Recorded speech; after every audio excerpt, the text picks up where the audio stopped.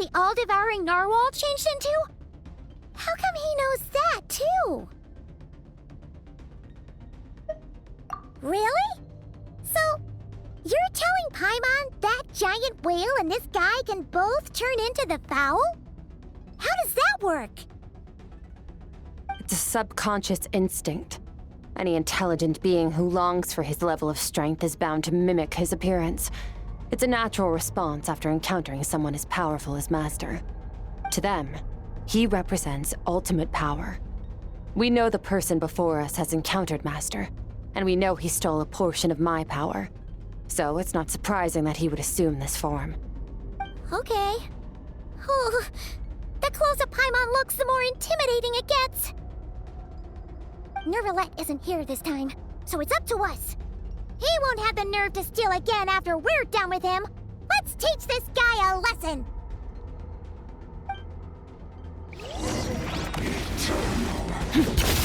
Into the void!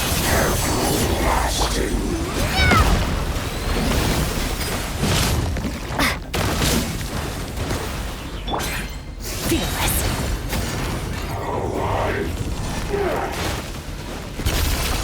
Never star goes out!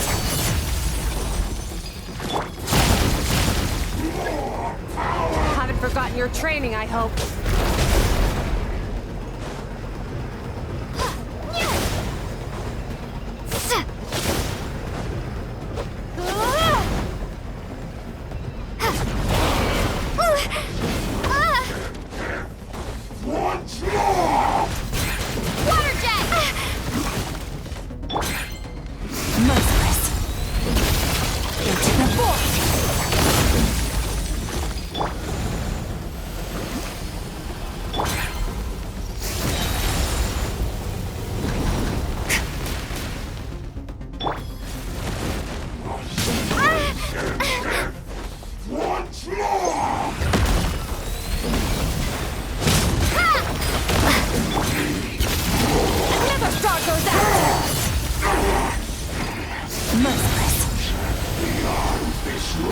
Bombs away!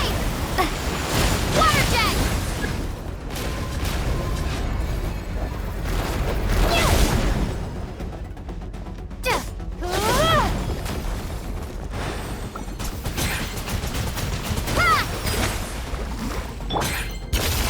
Into the void! Fearless!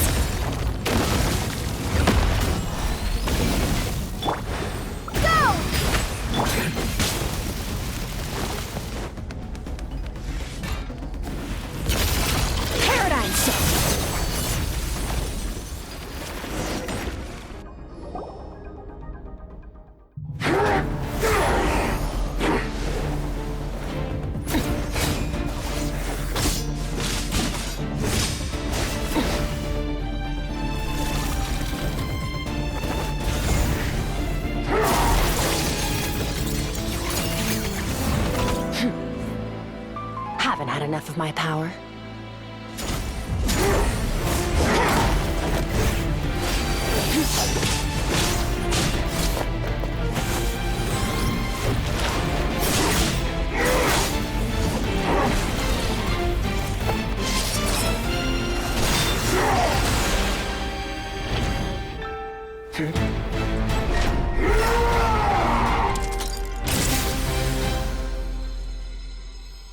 Well then, let's see how much more of this power you can handle.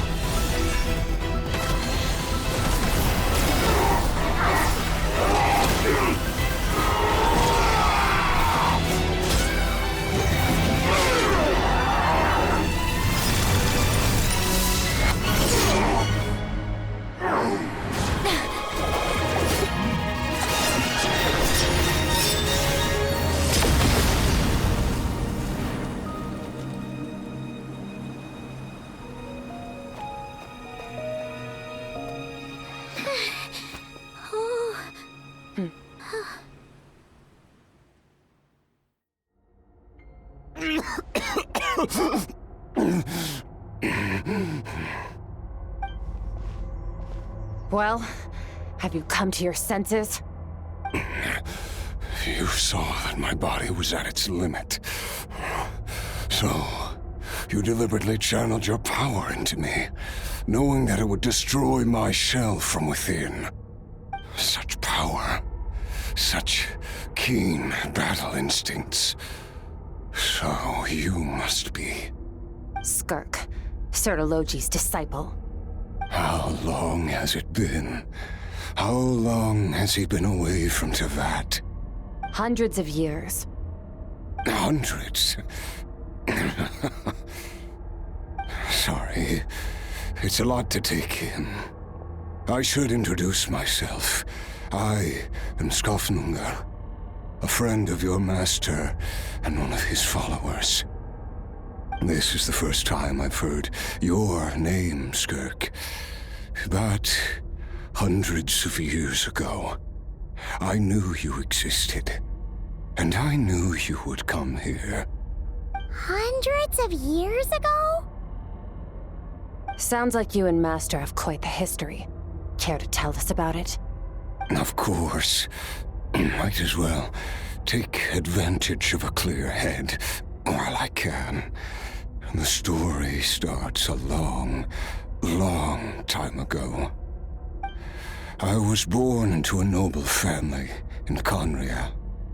As the eldest son, I was set to inherit our title. But I contracted an incurable illness as a child, and everyone gave up on me.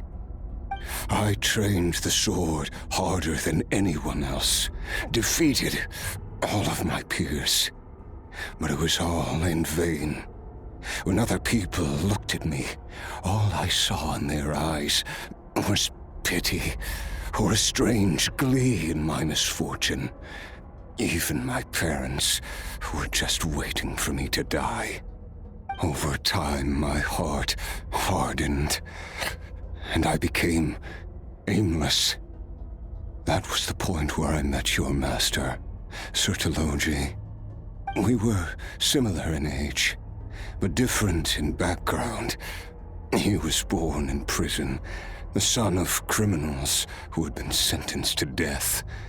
He spent his childhood wandering the streets, facing more criticism than the literary works in the Universitas Magistrorum. Yet, he always wore a smile on his face, as if kindness and malice were one and the same, and he could not see the difference. I still remember what he said to me when we first met. You need to fight to survive. Even if it's a losing battle, it should light a fire under you. How can you sit back like this and go down without a fight? That does sound like something he would say. He was the first to acknowledge that I was worth something, and he inspired me to keep going. When we sparred together, it was the first time I'd actually felt the thrill of combat. When I was 10, he stole forbidden research materials and managed to cure my illness. It was like there was nothing in this world he couldn't accomplish. When it came to the human form, he was always intent on pushing the boundaries of possibility. But somewhere along the way, I fell behind. My talents were nothing compared to his, and at some point, I realized he had pulled so far ahead, I was too embarrassed to even ask him to spar. After his grand endeavor was successful, he sought me out and said to me, "This planet no longer holds anything of interest to me, so I'm leaving. But first, I have an offer. I can use a power I have just refined to break the curse of immortality for you. Your death was once what we worked so hard to prevent.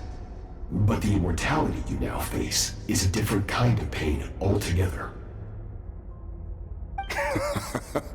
I'll pass. Immortality doesn't sound so bad to me.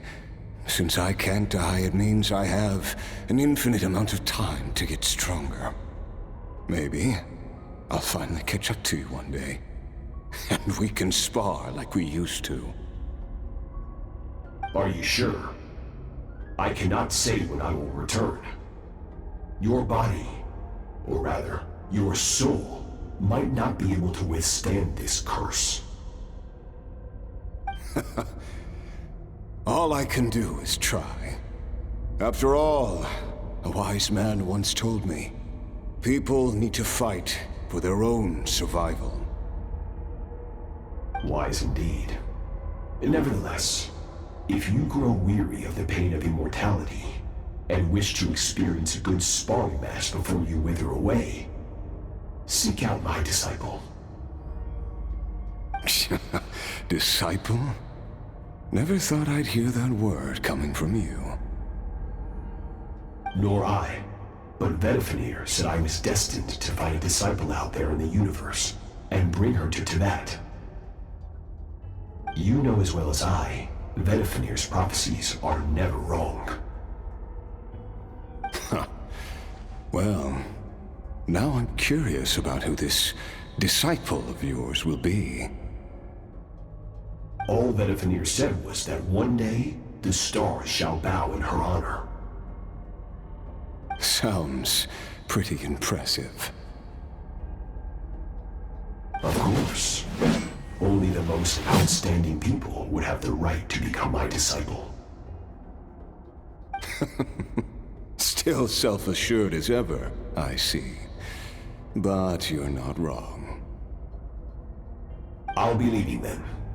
Oh, and if you are serious about getting stronger, I left you a little gift in the primordial sea. As I've said before, walk whatever path you want. Freedom means even the wicked get to make their own choices.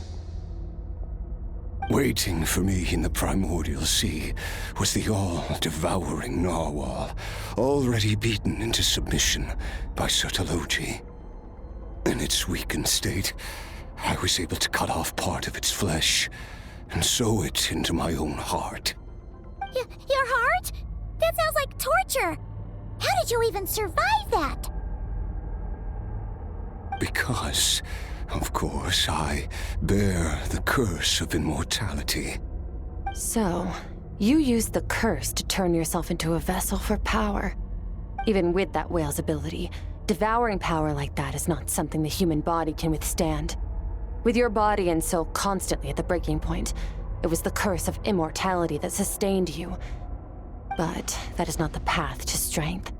You have to pour your heart into it, work for it, dream of it. Instead, you stole something that didn't belong to you, and it backfired. You're right. I should have known better, but I had already pushed myself to my limits, and he was still miles ahead of me. So I had to take a leap of faith. I miss your master. I miss the days when we were all together, troublemakers without a home. I don't regret the choice I made.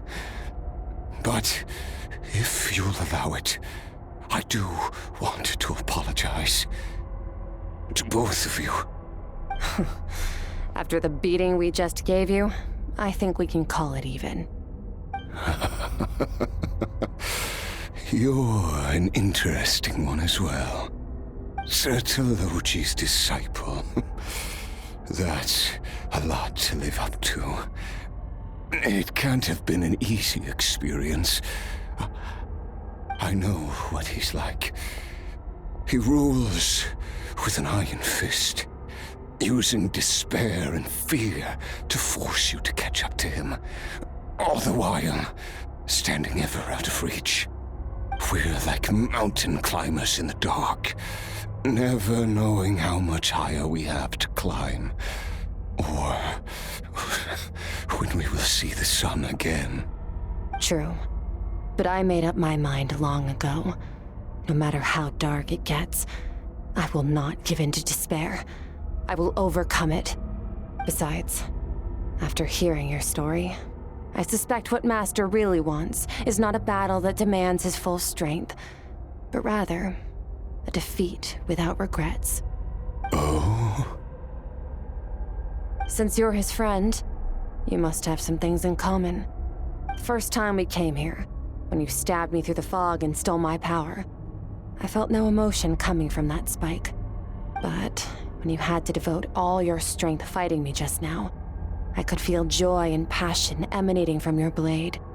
It was the joy of a researcher discovering the truth of the world, the joy of an artist uncovering a temple of wonders. Interesting. I'm certain I didn't express those emotions outright. Yet you were able to read them from my blade, like a glimpse into my inner world. You're right. That battle brought me an unbridled sense of joy, and my defeat brings me no regret whatsoever. Exactly. I think Master also craves a battle like that.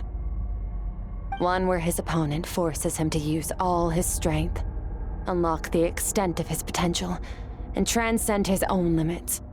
A battle to end all battles. After which, all can come to an end, including, perhaps, his life.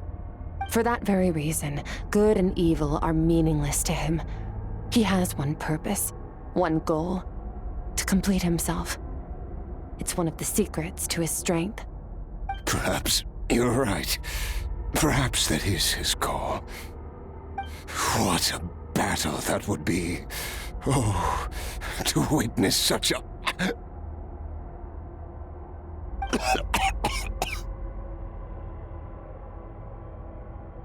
Are you okay? Too many different kinds of power are surging through my body. The curse of immortality allows it all to coexist, but it does not remove the pain. I won't be able to hold on to my sanity for much longer. What a shame. I would have loved to witness that battle. Sertologi once offered to free me from this curse. Now, I must ask that of you, Skirk. Can you release me from the pain? I can, but not through death, if that's what you are hoping for. It's not a suitable punishment for your crime. As an alternative, I can take your consciousness, along with all the power you've consumed, and smash it to pieces. The impurities will dissipate, and under the curse of immortality, your mind and body will regenerate. When that process is complete, you will be back to who you were before, no longer tortured by powers you can't control. But it will be a time-consuming and painful process. The decision is yours to make. I accept. And who knows? Perhaps I'll wake up in time to witness your great battle with Sertologi. I have faith that you'll be able to stand against him one day. Though I know it'll be a long and arduous road. If we are climbers in the dark, it appears the dawn has finally broken for me. But your ascent continues. At least, it looks like you are not alone on your journey. I will reach the top of this mountain, no matter what it takes. And you, Skofnungur, will be my witness at the end of all things. That's finally over. Let's get out of here. Huh. At least we don't have to make a mad dash for the exit like last time.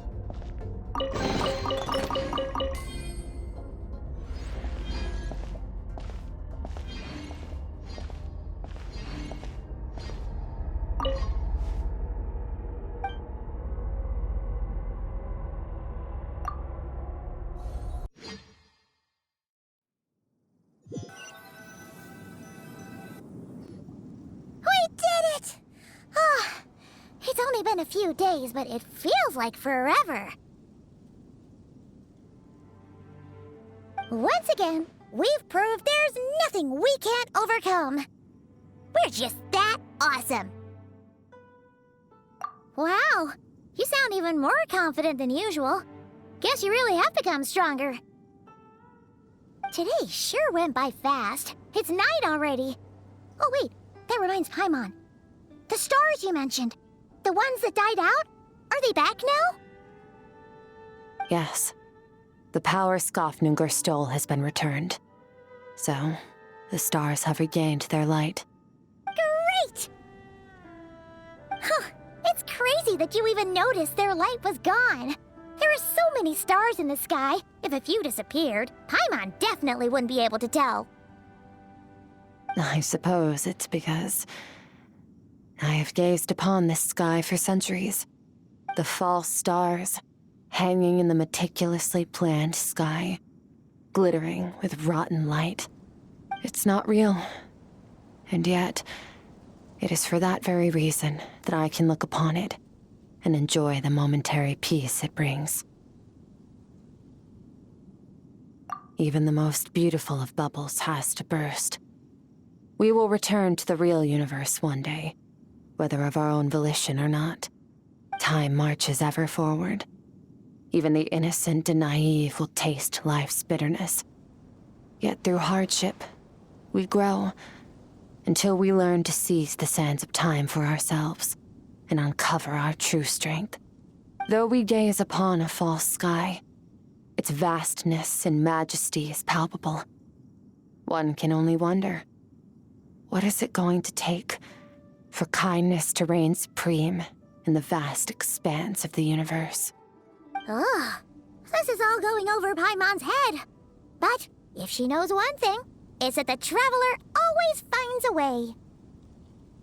Ever since we met, she has filled Paimon's days with happiness. No matter how tough things get, she always finds a way to make it better. If it's too big a job for one person, then we'll do it with two. And if two's still not enough, then three. We've met so many amazing friends and accomplished so many amazing things. As long as we don't give up, we can make any wish come true. I suppose when it comes to you, anything is possible. Well, I should be going. Now that my power is no longer isolated from my emotions, I need more practice to get used to it. I suppose fate will decide. Maybe we'll bump into each other on the street. Or maybe we'll reunite on a different planet entirely. Regardless, reunions and partings are but passing moments. More than anything, I hope that at the end of this journey, wherever it takes us, we stand in a world reborn. One without war, pain, or forced partings. One where new life can bloom, even where there was once nothing but scorched earth. For this, we must all work to become stronger. Goodbye, Traveler. Remember your training. Make sure to put it to use. Bye!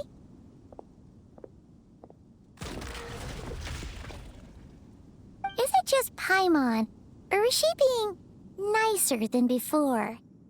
We definitely count as friends after all that, don't you think? Hey, what do you think about camping here tonight? There's nothing quite like sleeping under the stars.